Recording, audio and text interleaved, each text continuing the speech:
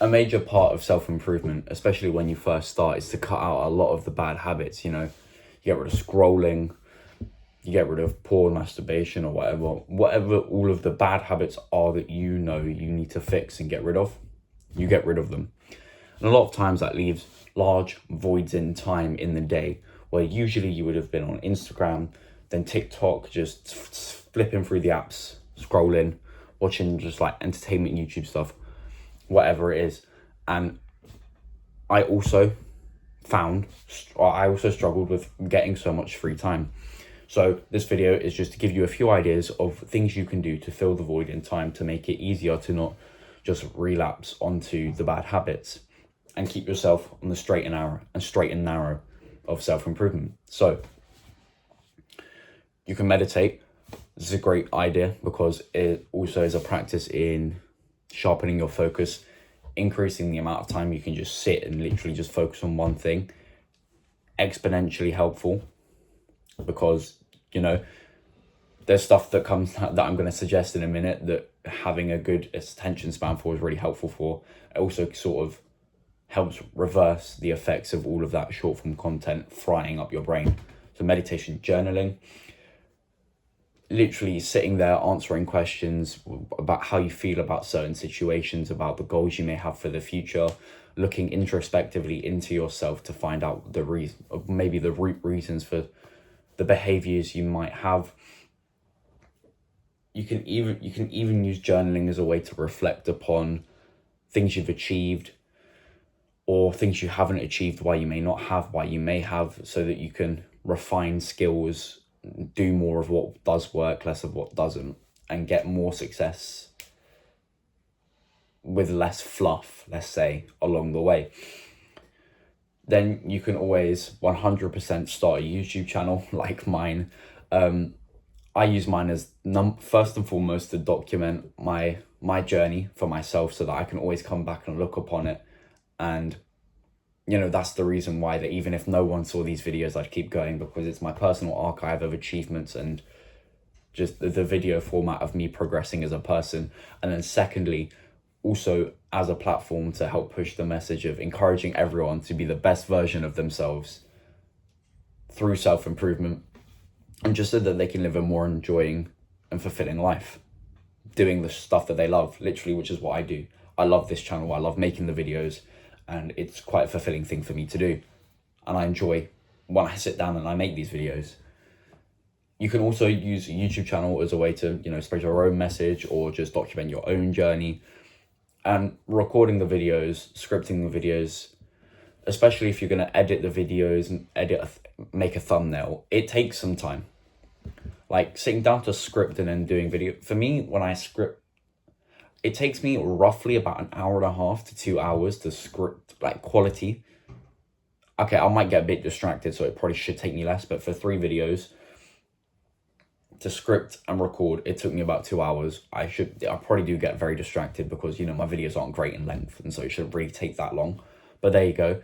That's 2 hours of my time I don't have, where I'm focused in on something and I'm not worried about literally going and scrolling on my phone, because, my phone is what I use to record as well. So it's hard to scroll and record at the same time, eh?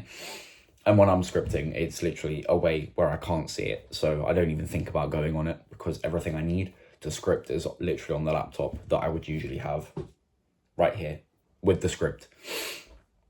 Other stuff that you can do, you can read. Reading, one of my personal favorites. I do mention it quite a lot.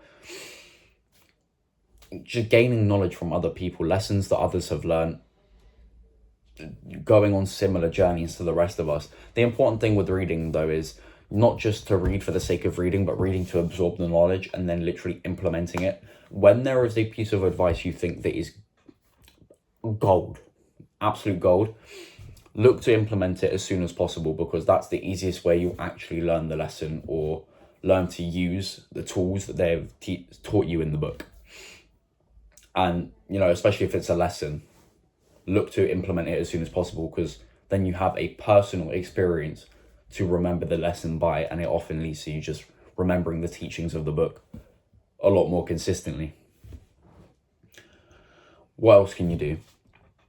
You can work on building a skill that's going to be able to help you make money online, or just more money down in the future. Like if you want to learn how to code, if you want to learn how to become like one of those AI geniuses, or what, I don't know the actual title for those lot, but the people that get really good at using AI and using it to like build out stuff. If you want to learn copywriting, you want to learn video editing, you'll have enough time to actually go and put in some good time into these things. You literally just sit down, find some courses maybe by YouTubers that you trust and you believe deliver quality courses. Learn, go through their course, maybe just learn from scratch using AI tools to help you find ways to learn. You know, go on to ChatGPT. I'm trying to learn how to do this, or I'm trying to do this in Photoshop. Can you give me like 3 ways of achieving the desired result? I don't know.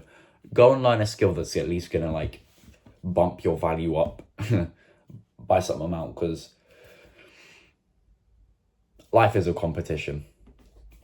Don't worry too much about what everyone's doing, because what they do is out of your control, but do worry about what you're doing to set yourself ahead of your past self. And bumping up your skill level by learning a new valuable skill puts you ahead of where you were, and that's an important thing.